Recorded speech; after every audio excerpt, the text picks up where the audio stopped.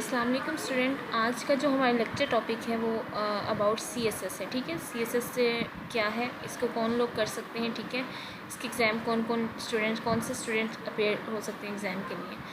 तो सीएसएस जो है ये एक कंपटीशन एग्ज़ाम है। ठीक है, इसको हम मुकाबले का इम्तिहान कह सकते हैं। तो ये इम्तिहान जो है हुकूमत पाकिस्तान जो एफपीएससी के इदारे हैं इनके ज़रिए निगरानी इम्तिहान होता है। ठीक है, और इसके लिए जो है वो नहायत जो मुस्तकिल मिजाज स्टूडेंट्स होते हैं उनकी सिलेक्शन इसमें की जाती है। ठीक है, और ये इम्तिहान जो है साल में सिर्फ एक बार होते हैं। ठीक है, और तकरीबन जो अक्टूबर के महीने में इसके फॉर्म जो होते हैं वो फिल किए जाते हैं और उसके बाद 3 माह बाद जो है स्टूडेंट्स को जो है रोल नंबर स्लिप सेंड कर दी जाती है। ठीक है, तो इसमें जो होते हैं 4 किस्म के टेस्ट होते हैं। पहला टेस्ट होता है वो रिटन टेस्ट होता है। ठीक है, दूसरा साइकोलॉजिकल टेस्ट होता है, थर्ड वन मेडिकल टेस्ट होता है और फोर्थ होता है इंटरव्यू। फिज़िकल टेस्ट कौन सा होता है? फिज़िकल टेस्ट रिटन टेस्ट वो होता है जिसको हम कहते हैं तहरीरी इम्तिहान, जो हम लिखते हैं। ठीक है, ये रिटन टेस्ट होता है, इसका पहला स्टेप।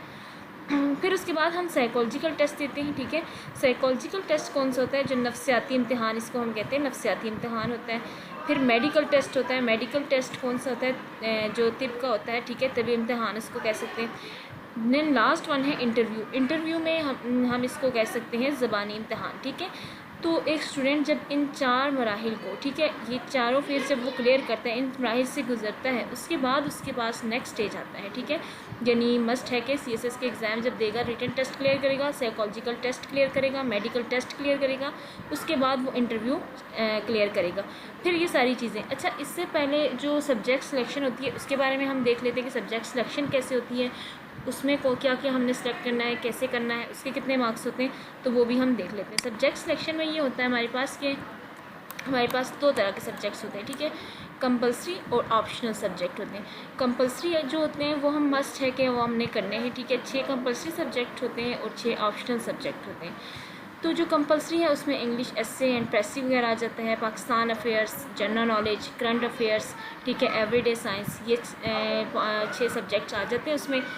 इसमें क्या होता है, ये हर सब्जेक्ट 100 मार्क्स रखता है। ठीक है, यानी 100 मार्क्स के 100 नंबर के हमारे पास कंपलसरी सब्जेक्ट होते हैं और इसी तरह ऑप्शनल सब्जेक्ट जो होते हैं वो 100 नंबर के होते हैं। ठीक है, अच्छा, कंपलसरी सब्जेक्ट तो हमारे पास होता है कि हमने ये रखना है, यानी जनरल नॉलेज हमें करना ही करना है, करंट अफेयर्स भी करने हैं, एवरीडे साइंस, पाकिस्तान अफेयर्स करने हैं, इंग्लिश, प्रेसी, एस्से सब्जेक्ट ये हमने सारे करने हैं। ठीक है, ऑप्शनल में आपके पास ये होता है कि आपका जिस सब्जेक्ट में इंटरेस्ट है आप वही सेलेक्ट करोगे। ठीक है, फिर आप उसी पर जिस पे आप अबूर रखते हो, यानी आप मास्टर स्टूडेंट हो, जिस सब्जेक्ट के आप मास्टर हो, लाइक मैथ्स हो गया, कंप्यूटर साइंस हो गया, ठीक है, तो इल्म तालीम हो गया, मुताला पाकिस्तान हो गया, आप कोई भी सब्जेक्ट जो आप सेलेक्ट करते हो। ठीक है, तो आपका जिसमें मास्टर है फिर आप उससे रिलेटेड या जिसकी तरफ आपका ज़्यादा इंटरेस्ट है आप वो सब्जेक्ट ऑप्शनल में सेलेक्ट कर सकते हो। ठीक है, तो ये टोटल 1200 नंबर हो जाते हैं। ठीक है, 1200 नंबर का पेपर आपने, यानी एग्ज़ाम आपने क्लियर करना होता है। ठीक है, 1200 नंबर का एग्ज़ाम आपने क्लियर करना होता है,